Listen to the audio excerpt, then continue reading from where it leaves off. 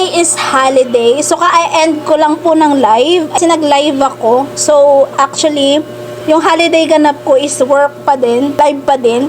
And right now, kumakain tayo ng ating pagkain, lunch natin. Kain tayo. Luto kami ng sinigang, pero hindi ako nagluto. So far, masarap siya, ha?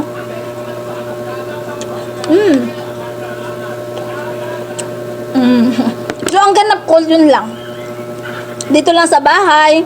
Tapos, live pa din, editing pa din, or upload pa rin ng mga videos. At the same time, work pa din. Same as usual sa ginagawa ko sa regular days.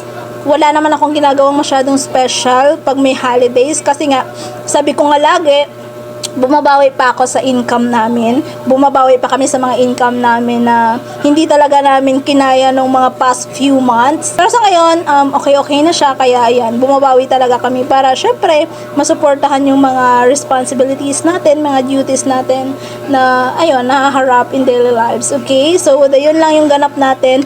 Kain tayo. Kayo, kung may mga ganap kayo dyan, pwede nyo yan i-share sa comment section. Lalong-lalo na at gusto mo ding mag-join dito sa Okay Po community, comment ka dyan sa baba para makapagsimula ka na din ng vlogging mo.